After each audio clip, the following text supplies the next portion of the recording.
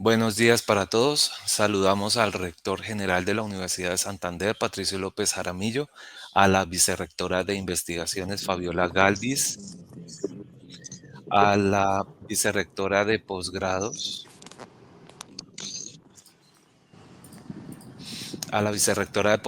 Gladys Lizarazo, al experto invitado, doctor Diego Alberto Rincón Yáñez, y al administrador SIGIP, ingeniero Duván Acosta. Un saludo especial a los coordinadores de investigaciones de nuestros campus. Campus Bucaramanga, directora de proyectos de investigación, Jenny Paola Vega. Campus Cúcuta, Fabiola Borges. Campus Valledupar, Bertilda Pedraza, y Extensión Bogotá, Manuel Ávila. Les recuerdo que al final de la intervención de todos y cada uno de los expertos tendremos un espacio para responder todas sus preguntas. El objetivo de este espacio es lanzar la convocatoria interna para el diseño y la publicación de conjuntos de datos con potencial de explotación e inteligencia artificial, fortaleciendo procesos de organización, enriquecimiento semántico, estructuración, anotación, documentación con los principios FAIR y preparados para aplicaciones de inteligencia artificial. Para iniciar, le doy la palabra al señor rector general de la Universidad de Santander, Patricio López Jaramillo, quien desde el lanzamiento de la convocatoria anterior y con su experiencia como investigador de MinCiencias nos dará su visión sobre el papel institucional y la importancia de la inteligencia artificial en el desarrollo académico e investigativo. Adelante, rector. Muchas gracias. Un saludo especial a las señoras vicerrectoras, a las autoridades de Bucaramanga y de los campos. Muy contento de participar siempre en este tipo de eventos que lo que hacen es estimular a la producción científica de nuestra universidad. Efectivamente, ayer recibíamos las buenas noticias de las posiciones que tenemos en el ranking en términos de los objetivos del desarrollo sostenible. Y vamos para adelante con convocatorias como esta. No podemos quedarnos por fuera del tren de la historia. El adelanto de la inteligencia artificial en educación, en salud y en todas y cada una de las actividades del ser humano es algo que se viene, es algo que es un hecho y en el cual no podemos de manera alguna quedarnos por atrás. Es por esto que efectivamente la doctora Fabiola, con muy buena visión, conjuntamente con el Comité de Investigaciones, han decidido enfocar esta convocatoria de fondos internos para lo que significa todo lo que es banco de datos, base de datos y la posibilidad de ser utilizados en las diferentes áreas del conocimiento del ser humano, ¿cierto? Con inteligencia artificial. Así que yo les deseo a los señores investigadores de esta área, a quienes están interesados en postular proyectos, lo hagan de tal manera que nosotros tengamos posibilidades de, hacia lo interno, poder buscar más fondos para el sustento de este tipo de proyectos. Les dejo un abrazo grande y les deseo el mayor de los éxitos en la postulación de sus proyectos. Muchas gracias. Muchas gracias, señor rector. A continuación, entonces, invito a la vicerrectora de investigaciones de la Universidad de Santander, Fabiola Aguilar, quien ha liderado importantes procesos académicos y científicos y quien nos da su percepción del enfoque en el impulso de la investigación y el aprovechamiento de datos para la inteligencia artificial. Adelante, vicerrectora. Bueno, muy buenos días para todos. Es un gusto volverlos a saludar con estas iniciativas de convocatorias para que nuestros investigadores tengan las oportunidades de hacer estos entrenamientos en investigación y posteriormente aplicar a convocatorias externas, nacionales o internacionales. Esta convocatoria es nueva para nuestros procesos.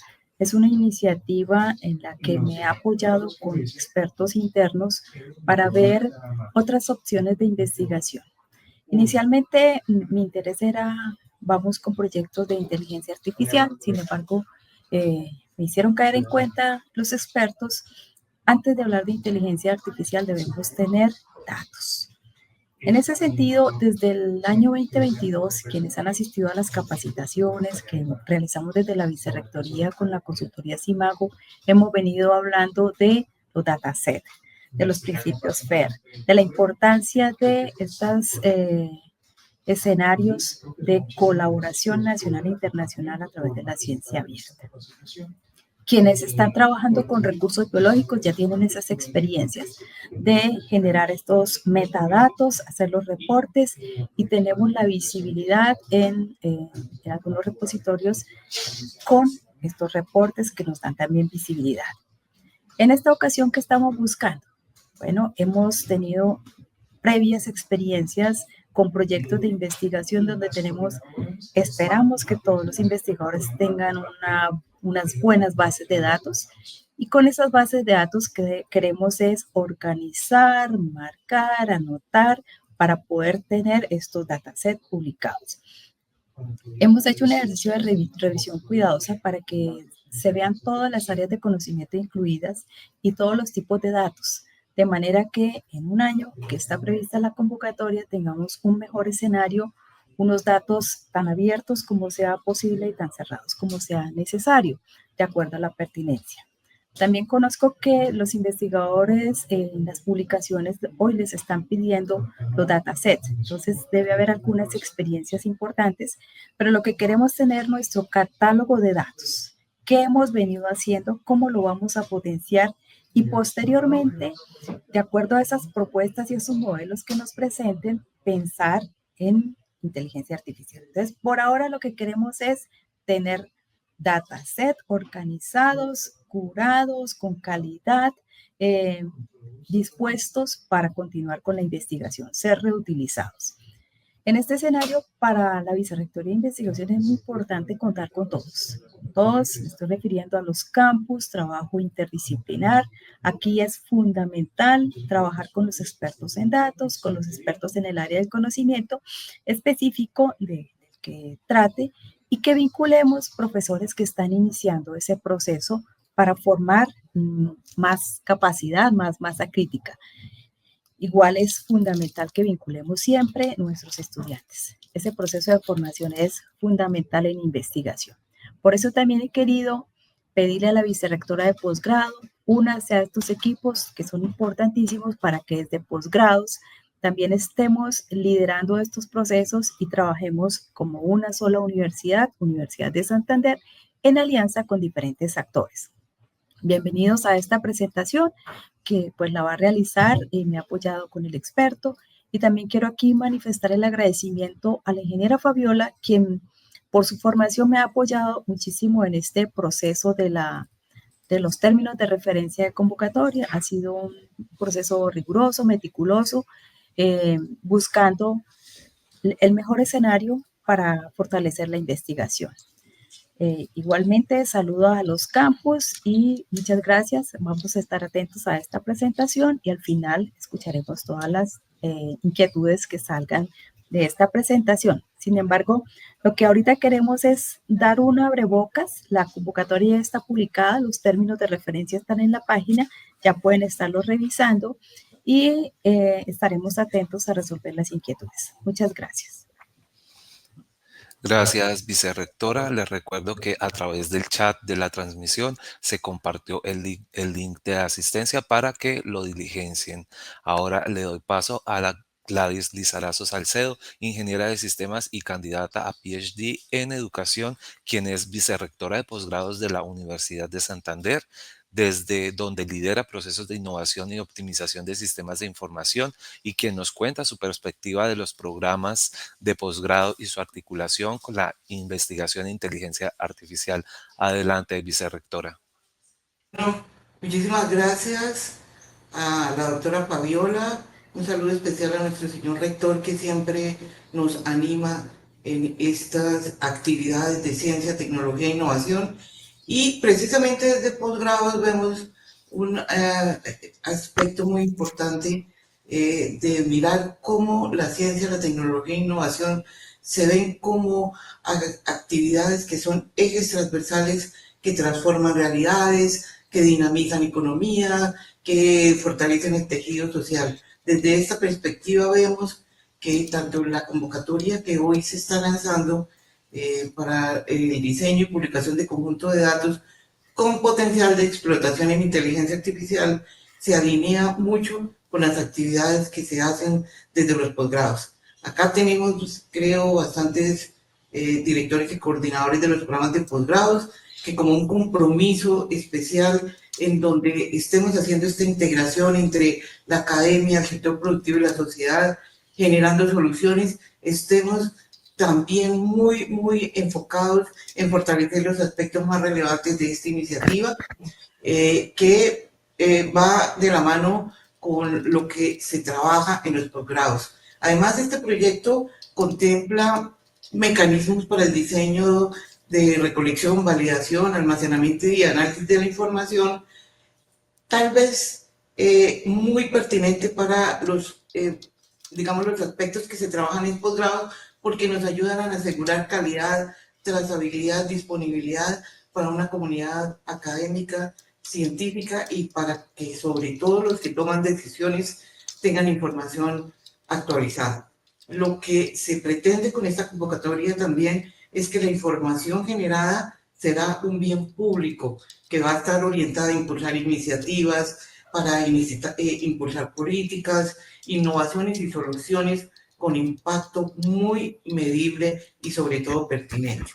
Esta apuesta, entonces, que también se alinea con los lineamientos nacionales de la política pública de ciencia, tecnología e innovación, con las recomendaciones de la misión de sabios y con la Agenda 2030 de los Objetivos de Desarrollo Sostenible, entendemos que el conocimiento es el motor esencial y precisamente la invitación que queremos hacer hoy desde los posgrados es que siendo la unidad específicamente comprometida con la generación de conocimiento, esté también comprometida con esta iniciativa que hoy estamos lanzando. Así que una invitación muy especial a todos los investigadores, a todos los programas de posgrado y en general a la institución para que podamos participar activamente en este proyecto que nos ayuda a reafirmar nuestra responsabilidad de poner la ciencia al servicio de la sociedad y de convertir los datos en conocimiento, el conocimiento en innovación y la innovación en algo que nos hace muy pertinentes en el bienestar de las comunidades. Entonces, muchísimas gracias y bienvenidos todos. Muchas gracias, vicerrectora. Les recuerdo que pueden hacernos sus preguntas a través del chat, el chat de la transmisión, y al final tendremos un espacio para responder todas y cada una de sus dudas. A continuación, el doctor Diego Alberto Rincón Yáñez, quien es ingeniero de sistemas, magíster en computación distribuida y doctor de ingeniería de la información, profesor titular de la Universidad de Santander e investigador asociado de la DAP. Está afiliado a la Escuela de Ciencias de la Computación y Estadística de Trinity College Dublín. Buen día, doctor Diego, adelante. Buenos días a todos. Muchas gracias por asistir. Les voy a presentar la convocatoria y la forma en la que tenemos esta presentación, considerando que es una convocatoria bastante particular. Va a ir de la mano de, primero es como el objetivo principal de la convocatoria. Y luego vamos a hablar un poco acerca del contexto, teniendo en cuenta de que vamos a hablar de varios temas que son técnicos, entonces necesitamos como estabilizar un poco los conocimientos que tenemos en todas las otras personas que no pertenecen al área de tecnología. Ok. Entonces, primero, la introducción, entonces es el objetivo principal. El objetivo principal es fortalecer procesos de organización, enriquecimiento semántico, estructuración, anotación, documentación y publicación de los conjuntos de datos. Entonces es importante tener en cuenta los verbos que aquí se mencionan porque eso nos va a dar el lineamiento de cuáles son las actividades que tenemos que hacer durante el desarrollo de los proyectos que se vayan a aprobar en esta convocatoria. Teniendo en cuenta eso, quiero tomarme un momento para poder darles el contexto acerca de qué es un dato, cómo se come, qué es eso de los principios FAIR, qué significa eso del enriquecimiento semántico y esto al final, cómo influye dentro del proceso de inteligencia artificial y esto también cómo se ve influido dentro de un proceso de desarrollo de una aplicación de inteligencia artificial en términos generales. Entonces, un poco de contexto, también teniendo en cuenta de que esto que les estoy diciendo no es escrito en piedra, en el sentido de que si usted lee 100 definiciones acerca de qué es un dato, va a encontrar 100 definiciones diferentes, pero más o menos todas convergen en algún punto. Estas que están acá están tomadas están tomadas del libro de certificación internacional de Arcitura, que fue ofrecido por el Ministerio de Tecnologías hace ya más o menos unos 8 años. Entonces, primero, ¿qué es un dato? Es un valor sobre algo concreto y permite tener conocimiento acerca de algo. Entonces, generalmente a veces lo medimos con mediciones y pues es cierto. Entonces, ¿qué puede ser un dato? Primero están los datos generados por los seres humanos. Estos pueden ser datos estructurados. Todo lo que nosotros trabajamos dentro del Excel, ponemos en una tabla de 2 dimensiones, puede ser un dato estructurado o datos de video o datos textuales, ¿cierto? Por ejemplo, los documentos que nosotros generamos, al fin y al cabo son datos. Lo que pasa es que tenemos que enmarcarlos dentro de una categoría y añadirles un par de cosas que pues ya vamos a ir a ver más adelante. Adicionalmente están todos los que son generados por una máquina y aquí es cuando empezó el boom acerca del Big Data hace varios años, que se hablaban de las Bs, de la velocidad de la generación, del volumen que se generaba. Entonces, pues también muchos hablaban de esto teniendo en cuenta porque muchos de esos datos estaban generados por máquinas y bueno, ahora con más la permeación de la tecnología alrededor de nuestras vidas, pues más datos tenemos ahora. Entonces aquí hay 3 casos específicos. Por ejemplo, pueden ser los generados por los servidores que utilizamos todo el tiempo, o datos de sensores o datos de GPS que nos vayan a entregar algún dispositivo que esté conectado a alguna otra red más específica. Y eso es un solo dato, ¿cierto? Pero en este caso, pues un solo dato no nos sirve de mucho, teniendo en cuenta que, una vez más, queremos potencial con inteligencia artificial, tenemos que hablar de qué es un conjunto de datos o qué es un dataset. En este caso, es la misma palabra. Básicamente es la colección o la agrupación de esos datos y que están relacionados entre sí. Entonces, en el caso específico de los que tenemos, de los que nombramos previamente, por ejemplo, en el Excel, el ejemplo clásico, por ejemplo, sería una encuesta. Entonces, tenemos los datos anagráficos de una persona, nombre, sexo, edad, no sé, sí, em,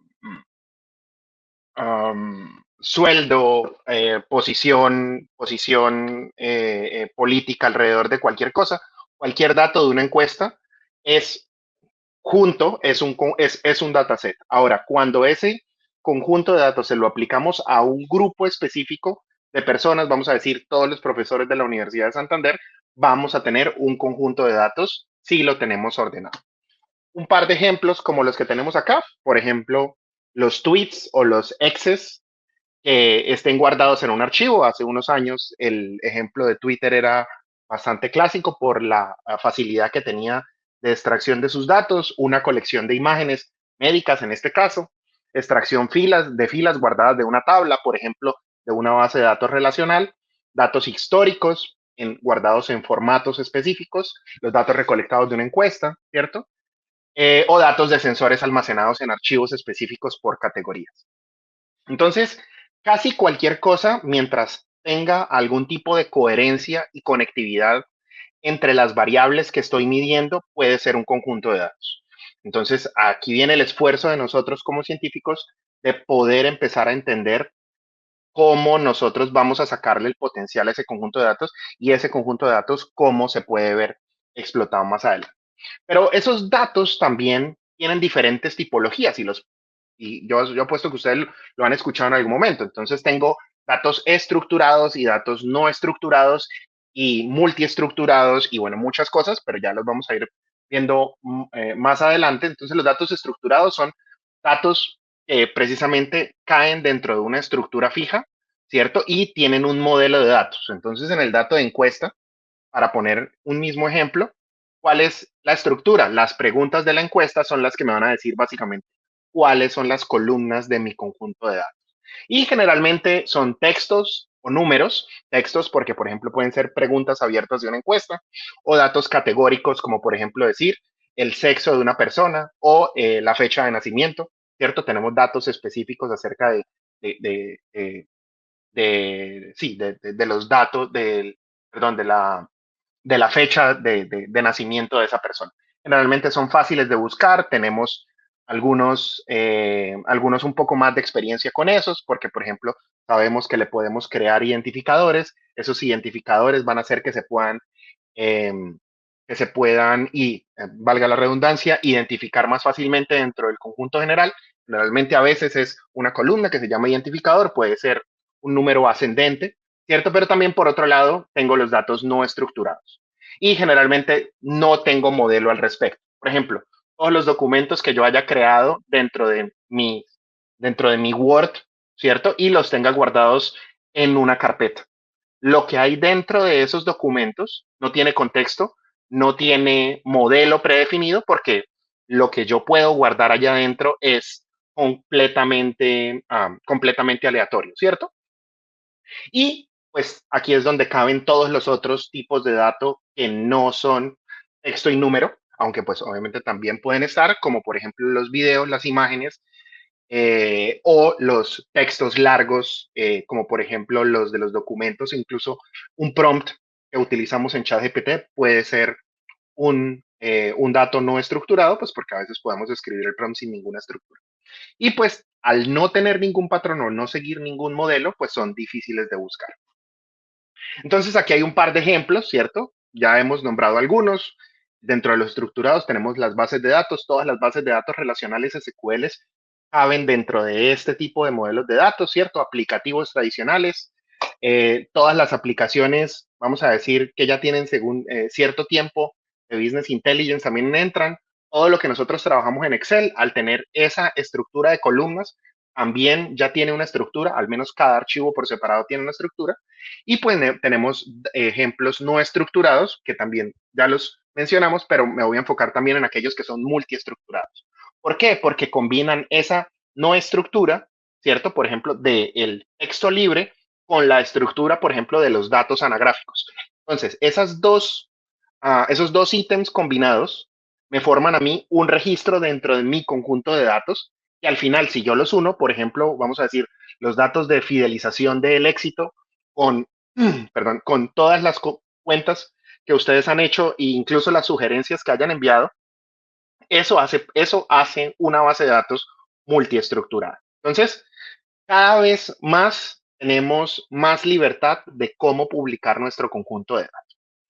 Y aquí estamos hablando acerca de solo los datos. Sin embargo, cuando vamos a llevarlo a un contexto abierto y lo vamos a llevar especialmente a un contexto científico para que sea reutilizable, tenemos que tener en cuenta varios puntos adicionales que no solamente es la agrupación de los datos como tal.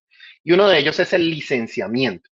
Entonces, el licenciamiento nos define eso, la licencia que yo como autor le doy a otro usuario para poder utilizar mi conjunto de datos. Y existen un montón de licencias. Generalmente, dentro de los conjuntos de datos se recomienda utilizar los tipos de licencias Creative Commons, lo pueden encontrar digamos que con este acrónimo CC, y pues es importante conocerlos, pero también es importante que nosotros le demos una autoría a nuestro dataset.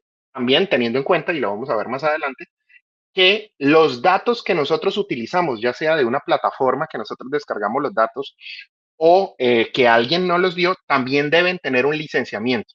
Y nosotros como gestores de esos datos y operadores de esos datos al utilizarlos, necesitamos ser conscientes de cuál es ese licenciamiento que existe en esos conjuntos de datos externos a nosotros. Particularmente para nuestra convocatoria, hemos definido que al menos todos los conjuntos de datos van a tener una categoría CC BY que, como lo pueden ver en la presentación, son de uso libre con la atribución obligatoria del autor. ¿Eso qué quiere decir? Que al autor se debe mencionar en la obra, es decir, se tiene que citar al autor. Obviamente habrán algunas características y algunos conjuntos de datos que tengan otras connotaciones, pero pues ya los iremos evaluando más adelante a medida que pase la convocatoria. Y entonces aquí hablamos del licenciamiento, ¿cierto? Pero no solamente necesitamos hablar del licenciamiento, sino necesitamos hablar de cómo vamos a mostrar los datos hacia afuera, en qué formato, cómo los vamos a mostrar. Entonces, aquí yo me devuelvo unos casi 20 años atrás a cuando Tim Berners-Lee dijo, mire, la forma de poder crear los conjuntos de datos para que sean interoperables en esto que nosotros llamamos la web, deben seguir deben seguir estos lineamientos. Y básicamente lo que logran estas estrellas es que al final, cuando logro la estrella número 5, pueda tener un conjunto de datos interoperable con las otras bases de datos que existen y que puedan utilizar esos conjuntos de datos porque yo estoy desambiguando lo que mi dataset significa, ¿cierto? Entonces, yo lo que necesito entender también como dueño de mis datos es mi dataset en eso que ya existe, en este caso, en Internet, afuera. Necesito entender ese dataset, cómo lo voy a modelar y cómo lo voy a conectar con esos vocabularios que existen. Y pues si bien esto fue una, como una idea que tuvo Tim Berners-Lee hace ya bastantes años, es importante tener en cuenta que al día de hoy, es la forma en la cual nosotros le damos contexto, es decir, no quiero utilizar la palabra reentrenar, pero si le enseñamos nuevas cosas, por ejemplo, las inteligencias artificiales como ChatGPT. Entonces, hay una técnica para construir aplicaciones basadas en inteligencia artificial, específicamente en los agentes, en las que yo agarro esos datos de 5 estrellas y se los voy a introducir como contexto a modelos de lenguaje y esos modelos de lenguaje automáticamente van a entender el contexto y van a sacarle provecho a esos datos. Entonces, si bien esto puede que al principio tengan una curva de aprendizaje, esa curva de aprendizaje lo que va a hacer es potenciar lo que ustedes ya han realizado como investigadores en cuanto a recolección de los datos. Y bueno, esto obviamente puede escalar todo lo que ustedes quieran, ¿cierto? Y esto sigue una serie de protocolos que pues la idea es que se vayan habilitando con el tiempo, teniendo en cuenta teniendo en cuenta el nivel de madurez en el cual el dataset vayan a tener ustedes. Por otro lado, a medida de que pasa el tiempo y la gente, en este caso cuando hablo de la gente son los científicos, ah, ah, hacen investigación, se dan cuenta de que no solamente abrir sus datos son necesarios, sino que tienen que abrirlos con ciertas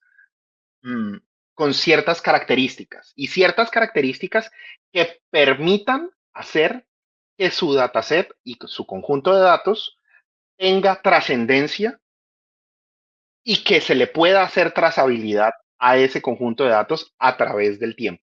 Entonces, que se vea de dónde viene ese conjunto de datos, quién es el dueño de ese conjunto de datos, para poder contextualizar ese conjunto de datos en el gran, en el gran ecosistema que en este caso es la investigación a nivel global.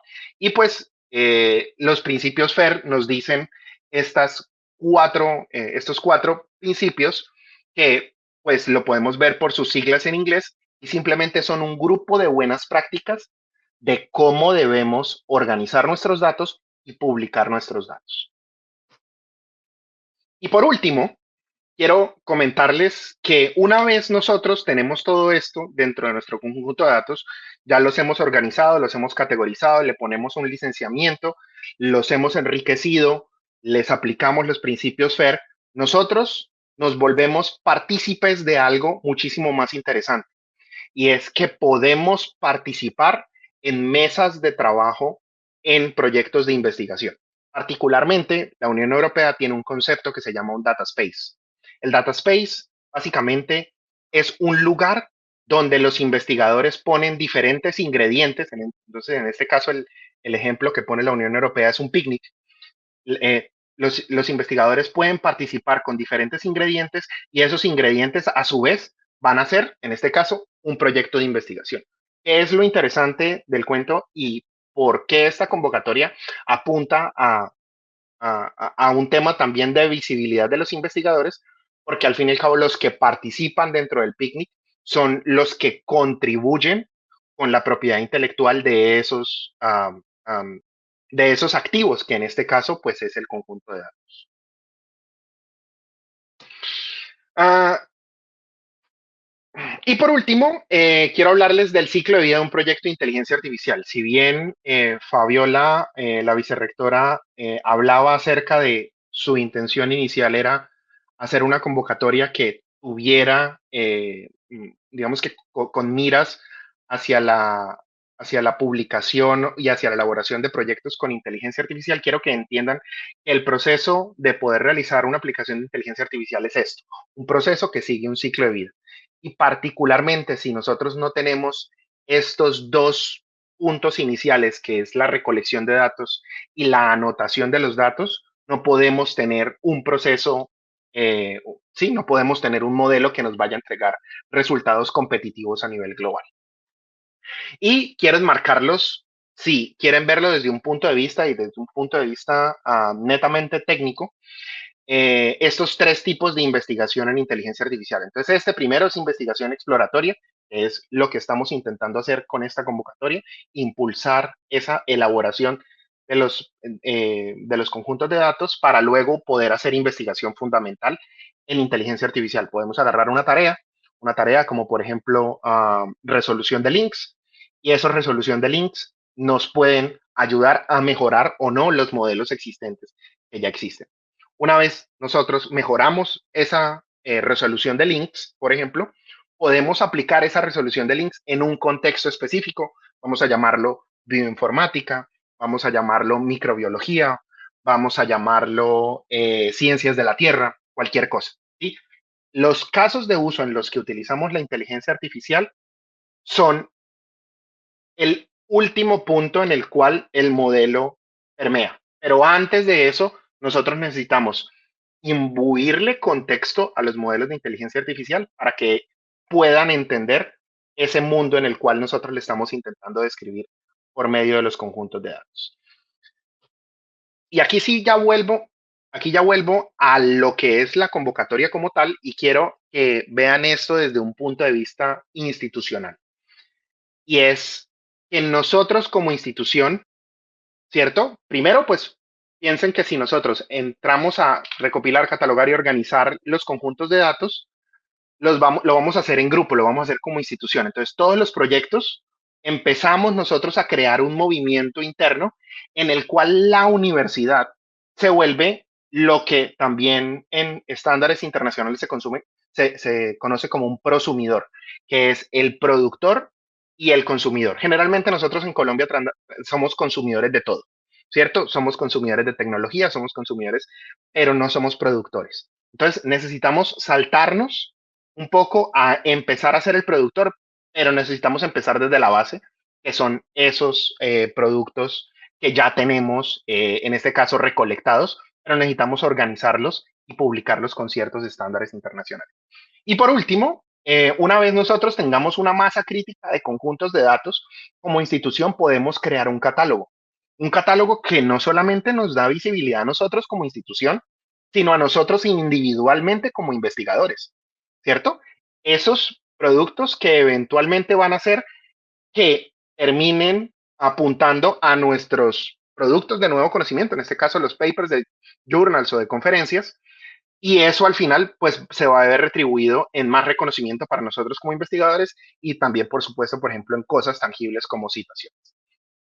Por otro lado, como investigadores, pues creamos esas habilidades fundamentales que En este caso, no todas las áreas del conocimiento tienen, pero necesitamos entrar a que todos los investigadores que manejan datos puedan operarlos en masa y conozcan los estándares internacionales para poder publicarlos de forma correcta, de modo de que sean encontrables, digamos, por citar alguno de los principios FAIR.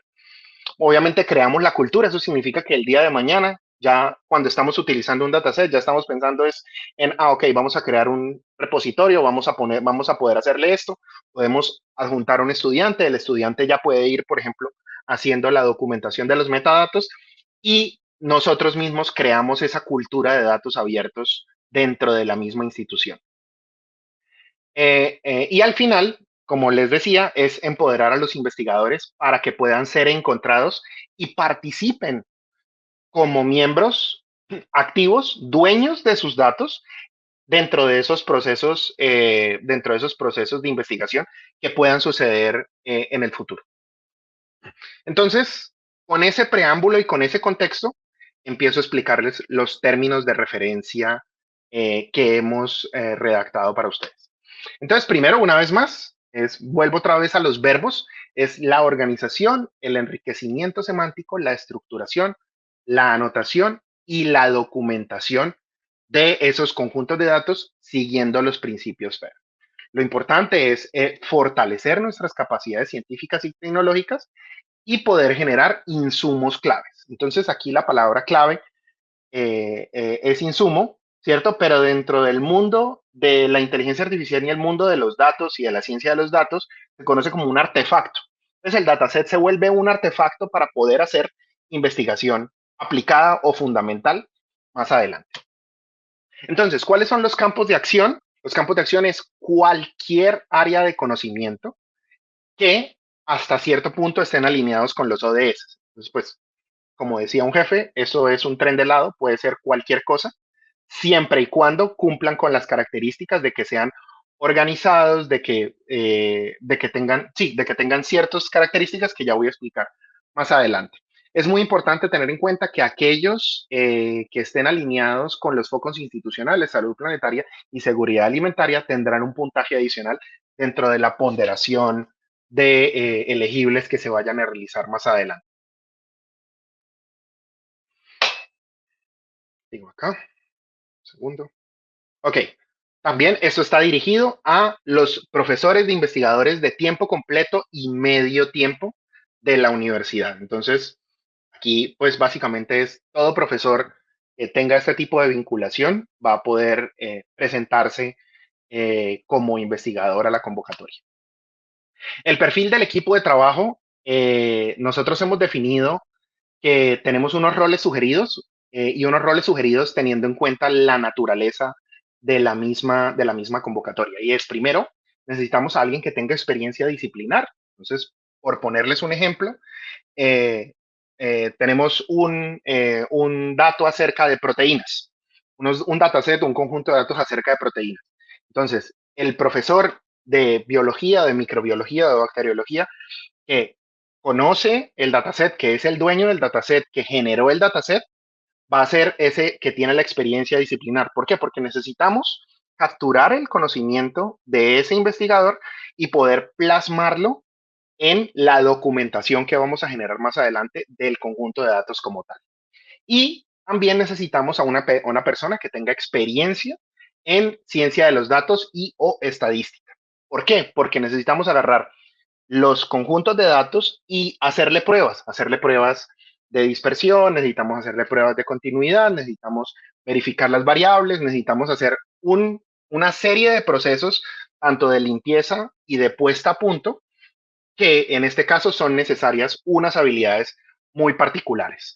Entonces, es importante que ese que tiene la experiencia disciplinar sea el investigador principal, generalmente. ¿Por qué? Porque es el dueño de los datos. Lo que pasa es que a veces el investigador principal es el dueño de los datos, pero no sabe qué hacer mucho con esos datos. Esa persona que tiene experiencia en ciencia de los datos o estadística, por ejemplo, podría ser hasta cierto punto un aliado de una institución superior externa.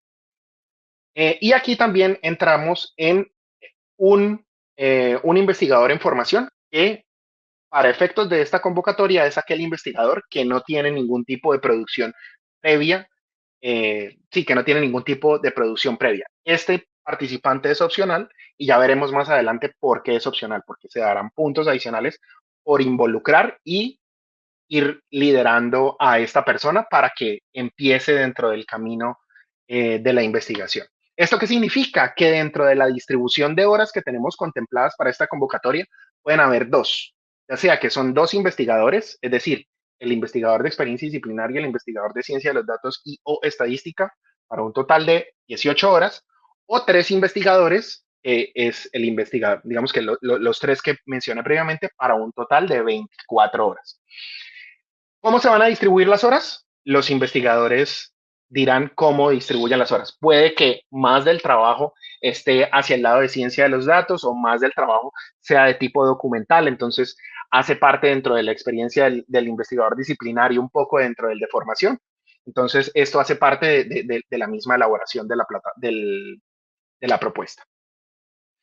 También es importante tener unas notas acá, y es que la inclusión de estudiantes de posgrado o de semilleros de investigación en total, o de este investigador junior, sumará puntos adicionales en la evaluación. Entonces, es mejor si tenemos a un investigador junior que podamos hacerle mentorship para que ese investigador pueda el día de mañana liderar otros procesos de investigación. También que el investigador principal debe ser un profesor de tiempo completo de la UDES y con experiencia en producción demostrable. ¿Eso qué quiere decir? Que nosotros, al ser dueños de nuestro dataset, previamente participamos en un proyecto y pues obviamente ese proyecto, si se entregó completo, tuvo que haber tenido resultados y pues eso cuenta como experiencia demostrada. Y una cosa muy particular que tiene esta convocatoria es que todos los profesores que participen, todos los profesores de la universidad, claramente que participen, deberán certificar, o sea, deberán realizar y certificar un curso orientado a datos o demostrar la experiencia en proyectos similares. Y esto va específicamente para el rol número 2, el que tiene la experiencia en ciencia de los datos y o estadística. Obviamente, este curso puede ser virtual, entonces pueden agarrar una plataforma como Platzi, pueden agarrar una plataforma como edX, Coursera, buscar un curso que les convenga a ustedes como investigador tomarlo y luego a partir de allí ustedes realizan ese curso. Ya luego podremos hablar acerca de los tiempos en los cuales pueden desarrollar. Y obviamente este curso puede ser cubierto por los rubros del proyecto. ¿Esto qué quiere decir? Que la universidad pone dentro de su dinero de contrapartida para poder pagar la certificación de ese curso a usted como investigador en esas áreas de ciencia de los datos. Entonces, cuando llamo ciencia de los datos, no solamente tiene que ser ciencia de los datos, puede ser inteligencia artificial, puede ser, por ejemplo, para todos los profesores del área de la salud, pueden ser un curso de bioinformática, ¿cierto? Pero es que se vea que tiene la experiencia y que se certifique un poco que tiene la experiencia en el manejo de conjuntos de datos. No tiene que ser masivo, pero pues que tenga experiencia en el manejo del conjunto de datos. ¿Cuáles son los entregables esperados? Entonces, los entregables esperados, pues obviamente es el conjunto de datos. Esto quiere decir que es un archivo o varios archivos que tengan las observaciones de la Tierra, las observaciones de la encuesta, las observaciones de lo que ustedes consideren en formatos abiertos y procesables con la información recolectada. Aquí hay, una característica y es que el conjunto de datos debe tener un DOI asociado. Ya ahorita hablamos de cómo hacemos para asociar el DOI. Eso no tiene ningún inconveniente. Lo que pasa es que junto al conjunto de datos ahora viene una serie de documentos que son las que van a hacer que ese conjunto de datos sea usable para una tercera persona o para nosotros en el futuro. Y primero es la documentación del conjunto de datos y es lo que se conoce como los metadatos. Entonces queremos esa información acerca de los datos. En el caso de, por ejemplo, si tengo una encuesta, quiero información acerca de qué significa cada columna de la encuesta. No es la columna A, la columna B, la columna C hasta la Z. Quiero saber, por ejemplo, cuáles son las variables cuáles son las posibilidades de la columna X. ¿cierto? Esta información existe, tiene que existir dentro de la documentación entregada al final. Esa documentación, ya si quieren también ahorita hablamos de cómo se deberá hacer, pero esa documentación también debe ir asociada de un documento técnico que precisamente no tiene que hablar de lo que está dentro del conjunto de datos, pero el proceso completo de cómo llegué a la creación del conjunto de datos final. Entonces ahí tiene muchísimo que ver el proceso de recolección, el proceso de curaduría, el proceso, perdón, el proceso de anotación de esos conjuntos de datos, ¿cierto? ¿Qué decisiones puedo tomar con esos conjuntos de datos? Y pues a partir de ahí ustedes pueden hacer otro montón de cosas, como por ejemplo hacer hacer análisis visuales de las variables o pues lo que su conjunto de datos considere pertinente o sea pertinente para su conjunto de datos. Es importante y aquí también entra una de las cosas importantes dentro de la convocatoria y es que toda la documentación generada deberá estar en inglés como primer idioma. ¿Por qué? Porque lastimosamente nosotros en Colombia tenemos la maña de poder generar la documentación en español y no está mal, pero el problema de generar la documentación en español es que solamente las personas que hablan español van a buscar documentación en español. Todo el resto del planeta que hace investigación aplicada o fundamental de todos los laboratorios lo hace en inglés. Entonces, al nosotros subir nuestro dataset a inglés, eso va a significar de que eventualmente nosotros vamos a ser indexados por un motor de búsqueda y alguien buscando, no sé, acerca de la guanina y la reactividad con otra proteína, va a hacer que pueda ser encontrado y posiblemente llegue a nuestra dataset, por lo tanto, a nuestra investigación. Entonces, es un tema de visibilidad. Lo otro es que para los entregables 2, 3, y aquí hay un pequeño anuncio, el 4, vamos a ver un entregable ahorita más tarde, la Vicerrectoría de Investigación proporcionaremos unas plantillas específicas de cómo se debería hacer esa, esa documentación de esos conjuntos de datos y, y teniendo en cuenta de que esto tiene unas miras más adelante de que se integre con catálogos de datos abiertos. Entonces, esto no solamente tiene que ver acerca de su conjunto de datos, sino esto cómo se articula con otras iniciativas más adelante. El cuarto documento es un documento de estudio prospectivo en el cual se espera que los investigadores no solamente entren, verifiquen, curen su información y la dejen a punto, sino que también exploren medianamente qué modelos de inteligencia artificial pueden ser utilizados. ¿Por qué? Porque también es interesante ver no solamente qué modelos de inteligencia artificial pueden ser utilizados con mi conjunto de datos, sino también qué otros usos puedo tener con mi modelo, con los datos que estoy haciendo. Entonces, puede suceder, el día de mañana yo tengo unos datos anagráficos de, no sé, por ejemplo, Fabiola utiliza los datos anagráficos de personas migrantes. Y eso al final me puede ayudar, por ejemplo, para hacer un proceso de caracterización en otro proceso de apropiación social de conocimiento. Entonces, fíjense que ahí no solamente estamos complementando nuestra investigación, sino estamos complementando investigación de otra persona, que puede que sea dentro de nuestra universidad o puede que sea por fuera. ¿Sí? Y por último, la participación en un evento científico. Esos son los productos mínimos esperados para esta convocatoria. Entonces, si ustedes ven muy rápidamente, es el conjunto de datos, la documentación del conjunto de datos o metadato, el documento técnico que describe básicamente el proceso completo, y el análisis prospectivo o el estudio prospectivo de mi conjunto de datos versus las potencialidades que tenga y la participación del evento científico. Sin embargo, pues también existen otros entregables diferenciadores y esos entregables diferenciadores pues también tienen eh, eh, la particularidad de que son priorizantes y pues obviamente son los mismos productos que siempre tenemos en las convocatorias. Un producto de formación de recurso humano, un producto que sea en una revista indexada o un proceso de apropiación social de conocimiento. Entonces la idea de la convocatoria es que se una a todo el bloque completo que tenemos de desarrollo tecnológico, de investigación, creación, bueno, de todas las otras convocatorias y sea otra forma en la cual nosotros sacamos y publicamos nuestros resultados como universidad, como grupo, como investigadores, en fin. Y aquí entro ya a la parte de las pequeñas cosas que tenemos que tener en cuenta para nuestro conjunto de datos. Entonces, para nuestro conjunto de datos tenemos que tener en cuenta primero el origen de nuestros datos.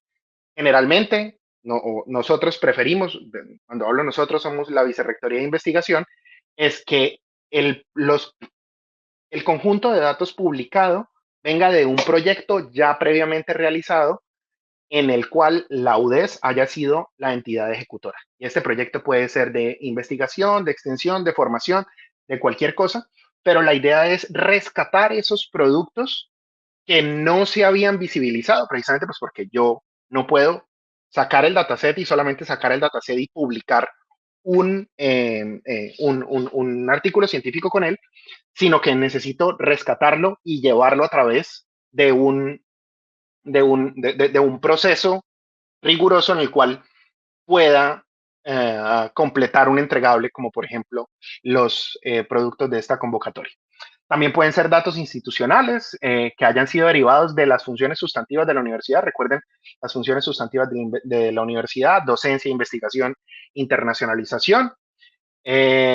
Entonces, digamos que aquí que cuenten pues obviamente con el aval de la dependencia, teniendo en cuenta también el secreto que nosotros como institución guardamos y la sensibilidad de los datos que nosotros manejamos.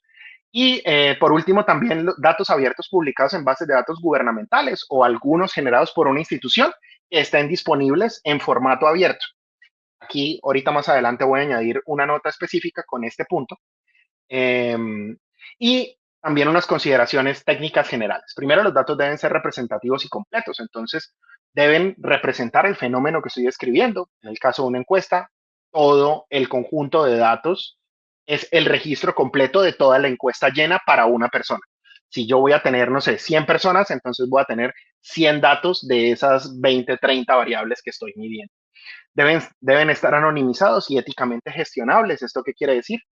Recuerden que cuando hablo de anonimizado significa que yo desde la publicación de los datos no puedo devolverme y poder identificar quiénes son las personas que están, a las cuales apunta ese dato. Entonces, para todas las personas del área de salud que manejan datos con respecto a las personas, yo creo que tienen muchísimo más experiencia que yo en el tema de anonimización, pero es importante tener en cuenta que como esos datos van a ser públicos y la idea es que sean abiertos, pues cumplan con estas características. También que sean balanceados.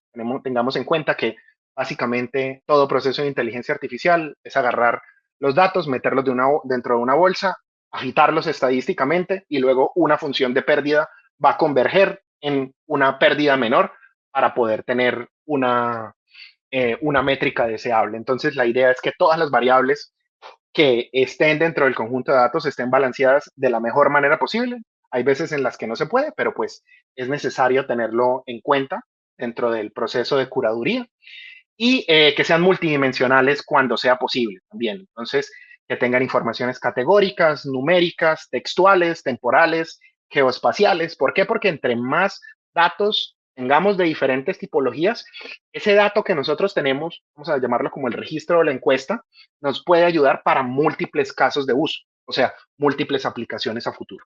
Y por último, la documentación exhaustiva, que pues para esto vamos a trabajar con las plantillas que vamos a utilizar. Otras consideraciones técnicas, pues esperan que, por ejemplo, en el caso de los datos que sean tabulados, que sean preguntas abiertas como una encuesta, que sean accesibles, perdón, que sean susceptibles de ser abiertos, ¿cierto? Que puedan, entonces aquí hay un ejemplo, epidemiológicos, encuestas, sensores, bases educativas, que tengan la trazabilidad y el respaldo técnico. Entonces, si ustedes están utilizando bases de datos preexistentes, verificar que sean válidas, confiables y que puedan reutilizarlas. Aquí hago un adelanto con el próximo punto. ¿Por qué? Porque muchas veces nosotros encontramos algo en Internet, no sabemos cuál es el licenciamiento y puede que no tengamos el permiso para poder utilizarlo, o puede que sí tengamos el permiso precisamente porque no estamos utilizándolo con ánimo de lucro, ¿cierto? O sea, con el dataset no vamos a crear un producto y con el producto vamos a sacar plata.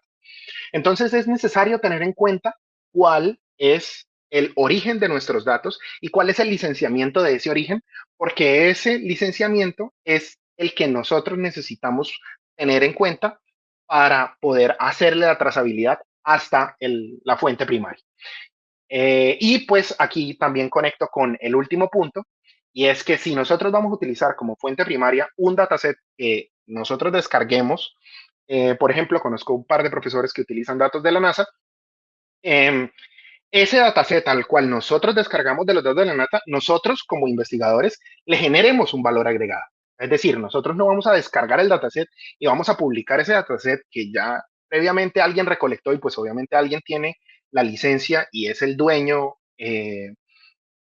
material e intelectual de ese dataset, sino que nosotros tenemos que entrar a añadirle un valor agregado, un valor claro y científico que se pueda ver y que nos sirva para poder cuantificar lo que nosotros queremos medir con nuestro conjunto de datos.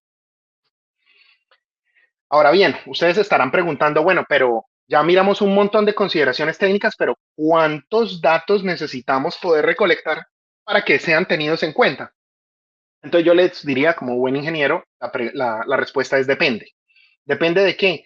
Del modelo de inteligencia artificial que yo quiera entrenar. Y más o menos, aquí les voy a dar un ejemplo. Generalmente hay dos tipos de grandes familias de modelos de inteligencia artificial, si lo quieren llamar de esta forma. Y es el aprendizaje superficial o shallow learning y lo que se conocía antes como el machine learning o el aprendizaje profundo o deep learning, que son las famosas redes neuronales. Entonces vamos a suponer que los separamos en estos dos. Y para cada conjunto de datos, yo puedo aplicar una cierta técnica. ¿Cómo lo voy a saber? Teniendo en cuenta mi conjunto de datos. Mi conjunto de datos a mí me habilita o no a poder aplicar ciertas técnicas que me van a dar cierto modelo. Entonces, para ponerles un ejemplo, en las técnicas de shallow learning están las técnicas clásicas de clasificación, de clusterización, máquinas de soporte vectorial, árboles de decisión, regresiones lineales, ¿cierto?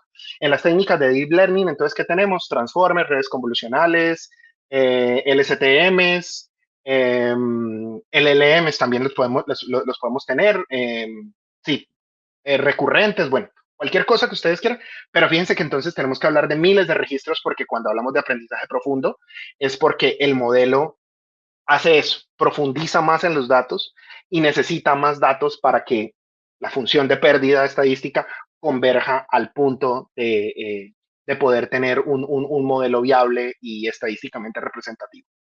Y pues el caso especial de conjunto de imágenes, estamos esperando de que las imágenes que generalmente se miran con algoritmos de visión por computador tengan un volumen de más o menos cientos de imágenes por la clase que estamos midiendo. Entonces, en este caso, no sé, yo puedo tener clase A y B. Entonces, en este caso, yo necesitaría 100 imágenes por cada uno para poder más o menos hacer algo con un algoritmo de clasificación de visión por computador. ¿Cierto? Entonces, más o menos, teniendo en cuenta el tamaño del conjunto de datos, también entra un punto restrictivo de qué técnicas yo le puedo aplicar. Y por último, también las herramientas que vamos a utilizar para la publicación y la preservación del conjunto de datos. Entonces, primero vamos a utilizar GitHub Organizations.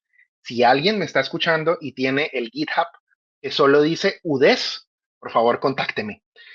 Sin embargo, ya creamos uno que es UDES Catalog y ahí es donde vamos a poner todos los conjuntos de datos finales que vayan a ser el resultado de la convocatoria 2026. Entonces, la idea es que lo utilicemos como plataforma para poder hacer la gestión documental y la publicación de ese conjunto de datos. ¿Cuál es la ventaja de GitHub? Que nos da wikis, nos da foros, nos da la capacidad de poder hacer servidores web desde dentro de ese mismo repositorio. Entonces, nos da la forma de crear herramientas que se van a visualizar en Internet y por lo tanto nos van a poder encontrar porque pues van a ser susceptibles de ser encontradas por un motor de búsqueda. Para eso, pues prepararemos unas plantillas para poder crear el repositorio de la manera más transparente y siguiendo estándares de la industria y mejores prácticas, pero también necesitamos apoyarnos en herramientas y particularmente estas dos, Zenodo y Mendeley Data, precisamente para la asignación del DOI. Una vez nosotros le asignamos el DOI, nosotros tenemos una copia perdurable e identificable de ese versionamiento de ese mismo dataset. Entonces, el día de mañana, cuando yo entre a modificar mi dataset y no sé, paso de la versión 3 a la versión 4 de mi conjunto de datos, ese mismo DOI va a seguir funcionando porque yo puedo asociar ese nuevo versionamiento a ese DOI de ese conjunto de datos, que creé previamente. Entonces, ahora aquí sí vuelvo a los temas de financiamiento para poder finalizar con con mi presentación, y es que cada proyecto podrá solicitar hasta 25 millones de pesos. Y pues obviamente el monto deberá ser justificado entre los rubros financiables, que pues están aquí a mano derecha, son los costos de publicación, participación en eventos científicos nacionales o internacionales, el curso certificado, ya sea de ciencia de los datos, gobierno de los datos, inteligencia artificial o bioinformática. Si creen que debo añadir otra categoría que sea relevante, por favor comuníquenmelo, ni más faltaba. Recursos para hacer apropiación social de conocimiento y, por supuesto, el gasto de procesamiento de los artículos, que es el APC que tenemos que pagar para que el conjunto de datos sea publicado. Esa es toda mi presentación por el momento. Quedo atento a sus preguntas o por favor me dicen cuál es el próximo paso.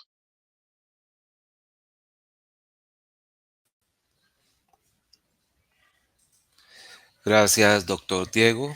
Saludamos a todas las personas que se siguen conectando a través de la cuenta oficial de la Universidad de Santander UDES y los invito a que tengan listas sus preguntas y a diligenciar el formato de asistencia que se compartió a través del chat. Ahora saludamos a Duván Acosta, quien se desempeña como administrador del Sistema de Gestión e Información de Proyectos de la Vicerrectoría de Investigaciones. Él les dará las orientaciones prácticas sobre el proceso, herramientas y gestión de la convocatoria. Adelante, Duván. Gracias, Edwin. Muy buenos días para todos. Bueno, voy a darles un breve recorrido. Si me permiten, voy a proyectarles pantalla para indicarles entonces cómo sería el proceso correspondiente para ver los términos de referencia. Bueno, desde la página de la Universidad Santander entramos a la opción de investigación y allí encontramos convocatorias. Desde allí encontramos entonces la convocatoria actual. Y aquí podemos conocer cada uno de los cronogramas, términos de referencia, formatos de presupuesto, los anexos correspondientes para el proceso de la convocatoria, y nos redirige con una opción al SIGIP. El SIGIP es el sistema de información que cuenta la Universidad de Santander, en donde pues integra proyectos de investigación, semilleros, grupos de investigación. La recomendación para todos los investigadores es que al momento de iniciar sesión, en el sistema se realiza a través de la opción de iniciar sesión con Office 365. Esta opción entrelaza directamente con el correo institucional del investigador y da acceso como tal al sistema. Para los investigadores tienen la opción correspondiente dentro del sistema como componente de proyectos y proyectos de investigación, es donde pueden como tal realizar el registro de su proyecto de investigación, registrando cada una de la información correspondiente que allí solicita. Una vez diligencien la información correspondiente relacionada al proyecto de investigación, van a poder hacer una validación de requisitos mínimos que le permite el sistema desde este apartado, eligiendo la convocatoria correspondiente. El sistema le va a permitir indicar si ya cumple o no para poder ser postulada como tal a la convocatoria en sí. Y también pues recordarles como último que desde la página de la universidad, también de la sesión de investigaciones, encontrarán en procedimientos una guía orientadora que les permite dar ese paso a paso de cómo llevar a cabo los procesos correspondientes de registro de proyectos de investigación. Muchas gracias. Gracias, Duván. A continuación, entonces, abrimos un espacio para preguntas y comentarios a través del chat en línea para quienes nos siguen desde otras sedes. Hay una pregunta de Juan David Gutiérrez. ¿Un mismo investigador puede participar en cuántas propuestas? Si quieren la respondo yo, Diego. Hola, profesor. Profe, depende de varias cosas, de la cantidad de horas que tenga en otros proyectos. Esperamos que al menos en 2 propuestas pueda participar en diferente categoría. Eso está descrito en los términos de referencia. Pero eso está ajustándose siempre a la tipología de las horas. José David pregunta, ¿se pueden hacer alianzas con instituciones que puedan generar datasets? Sí, alianzas también, sí. Y No es- quiero aclarar algo, no es para empezar a recolectar información. Aquí necesitamos es que ya tengamos información para organizar el dataset. Son 12 meses el tiempo de la convocatoria. Sandra, ok, el doctor quiere intervenir. No, ok. Sandra Patricia Ochoa dice que cómo contactar al ingeniero Diego o con quién me puedo contactar para aclarar algunas dudas. Entonces, ¿quién responde? Adelante, Fabiola. Diego responde, vamos a colocar el correo del ingeniero Diego. Dale. Recordar que él está en este momento en Dublín, entonces tiene un calendario diferente para cuando vayan a buscar comunicación en ese ejercicio. Pero vamos a publicar el correo.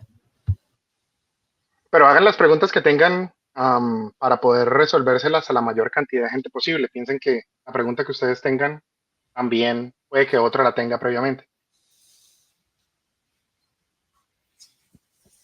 Ok, entonces seguimos atentos al chat. ¿A quién más tiene alguna duda, algún comentario por hacernos? ¿No tenemos más preguntas? Me queda la duda. ¿O quedó todo absolutamente claro o no tenemos... Sandra pregunta, tengo una data de más de 1000 encuestados y un desarrollo tecnológico, me interesa. Es un comentario. Muchas gracias, Sandra. ¿Alguien más? Mientras llega otra pregunta, porfa, ¿le permiten al rector que va a enviar un saludo o una despedida? Sí, muchas gracias, doctora Fabiola. Muchas gracias, la interesantísima presentación. Yo creo que ha sido muy clarificador para muchos de nosotros esta presentación y efectivamente comienzan las inquietudes como la de la profesora que acaba de chatear. Lástima que hubiera llegado un poco tarde, pero ya le darán todas las indicaciones posibles. Sí, yo por mi parte decirles que tenemos la base de datos para Colombia y para Sudamérica, cerca de 7.500 individuos, datos de salud, medioambientales que impactan en salud, datos biológicos, geográficos. Así que ahí hay una base de datos bien interesante para quien quisiera eventualmente desde diferentes facultades vincularse a esta posibilidad de explotar esa base de datos en Masira. Es una muy, muy buena posibilidad y eso está abierto. Doctora Fabiola, y a todos los presentes, a los estimados docentes, investigadores que se han unido y a nuestro speaker que estuvo una presentación muy, muy clara. Muchas gracias, agradecerles y de mi parte me despido. Éxitos en la presentación de sus proyectos. Muchas gracias, señor rector. Francisco pregunta, ¿qué tan grande debe ser el dataset? Doctor Diego. Francisco, depende de lo que quiera hacer con su dataset. Entonces, más bien es cuántos datos tiene y tenga en cuenta también las métricas que nosotros tenemos para mínimos específicos. Entonces, recuerde que si hablamos de modelos de aprendizaje superficial o de shallow learning, como por ejemplo regresiones lineales, árboles de decisiones, máquinas de soporte vectorial, algoritmos de clusterización, necesitamos más o menos entre los cientos de registros. Cuando hablo de registro, yendo al caso específico o al caso clásico de una encuesta, hablo de todos los datos que hacen parte de la encuesta, es decir, todas las dimensiones o todas las variables que hacen parte de una observación, que es la encuesta realizada. Entonces, este yo creo que sería como el caso principal que pueden existir, ¿cierto? Pero pues en el caso cuando uno ya está entrenando modelos profundos, en el caso de las redes convolucionales, de las redes transformers, de los modelos recurrentes, ¿cierto? Uno ya necesita órdenes de magnitud superiores y debe empezar a entrar dentro del orden de los 1000 para que la función de pérdida, que es lo que uno realmente entrena al algoritmo para que aprenda los patrones, tenga algún significado. Entonces, dentro de la convocatoria está el hecho de que si tiene dentro del orden de los cientos, se le recomienda que mire las técnicas de aprendizaje superficial, pero si tienen el orden de los miles, por ejemplo, porque sean datos de sensores, ¿cierto? Entonces captura cada, no sé, cada 5 segundos o cada segundo captura 5 visualizaciones. Eso durante un día, pues ya me da un montón de observaciones sobre ese mismo dato. Y eso me sirve a mí para poder entrenar algoritmos de aprendizaje profundo. Perfecto. Omar nos dice que él tiene varias datas sobre encuestas a comunidades sobre arbovirosis y sobre información de historias clínicas sobre enfermedades. María Molina comenta que le interesa porque ha sido directora de trabajo desde hace varios años en la UDES y sería formidable utilizar este tipo de diseño y publicación. Excelente. Entonces, a Omar yo le recomendaría que revise cuáles son las variables que tiene entre sus encuestas. Entonces, vamos a decir que Omar tiene 5 encuestas.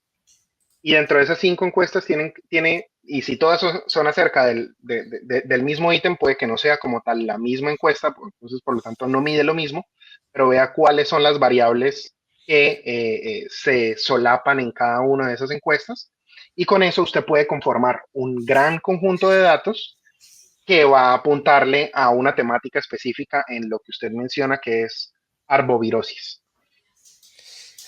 Aura Rodríguez señala que usted siempre habla de encuestas, pero entenderíamos que se podría hacer dataset frente a entrevistas.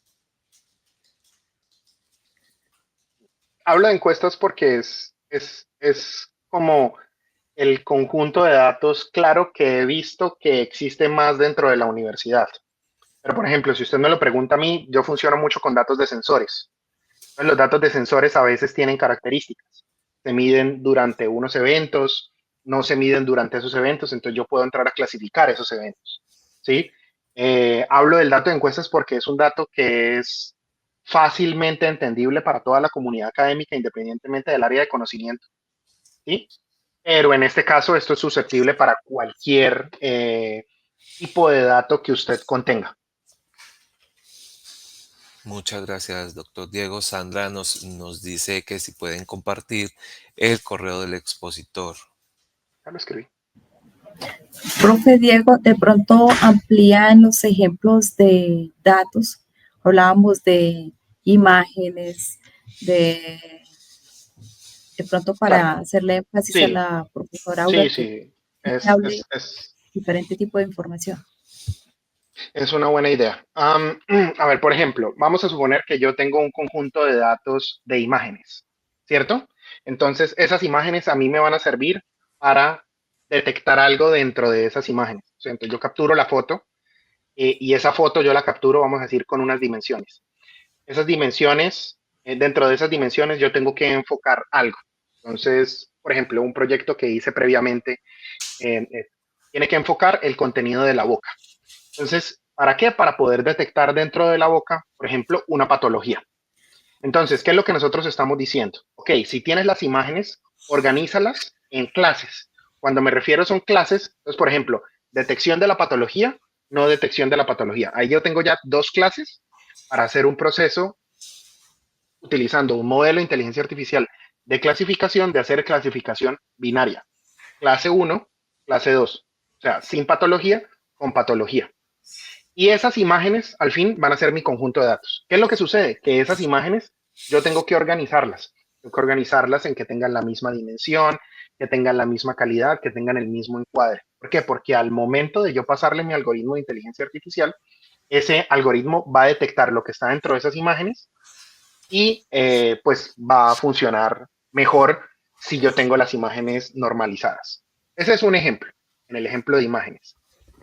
Vamos a poner, por ejemplo, otro ejemplo que estaba trabajando o que estoy trabajando con la maestría de estadística de la UDES y tiene que ver con temas de calidad del aire en Bucaramanga. Entonces, existe, y este es un gran ejemplo, porque existen la base de datos nacional que se llama CISAIRE. La base de datos de CISAIRE es abierta, es pública, tú puedes entrar y descargar los datos, ¿cierto? Sin embargo, el trabajo que se realizó en o para este conjunto de datos es descargar los conjuntos de datos y a esos datos que se descargan, que en este caso era la medición de partículas, se le hicieron unos cálculos adicionales y se le agregaron unas columnas. Bajo esas columnas, ¿cierto? Se le hicieron unos procesos de ciencia de los datos, se le aplicaron unos modelos de shallow learning, por ejemplo, una regresión lineal, una red neuronal, y con esos datos de esas columnas, hechas por nosotros, ¿cierto? Se realizó un artículo científico que es un Q1. Ese artículo científico, adicionalmente al artículo científico como tal, tiene un artefacto. Y ese artefacto es el conjunto de datos que está referenciado dentro del mismo artículo científico. Entonces, fíjense que yo estoy combinando lo que estoy haciendo dentro de mi investigación publicada con la alineación a los temas de ciencia abierta y open data que queremos tocar con esta convocatoria. Entonces ahí te di, por ejemplo, 3 ejemplos. El de la encuesta que ya había tocado, el de las imágenes médicas o el de los datos que vienen de una plataforma externa.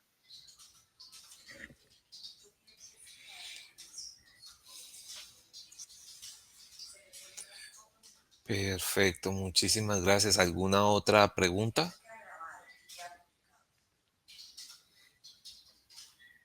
No, ese ya lo hablamos. Esa ya la respondimos. Perfecto.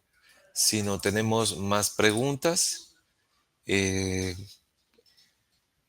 también, entonces ahora los voy a invitar a que ingresen y sigan el canal de YouTube de la Vicerrectoría de Investigaciones de la UDES, donde estará alojada esta transmisión y además podrán encontrar contenido de proyectos de investigaciones, webinars, entre otros. También agradecemos a todos los participantes y les recuerdo que los términos de la convocatoria están disponibles en la página oficial de la universidad www.udes.edu.co/investigaciones/convocatorias. La invitación, por supuesto, es a participar y a seguir fortaleciendo la investigación y la innovación de la UDES. Feliz día y éxitos para todos en sus postulaciones. Muchas gracias.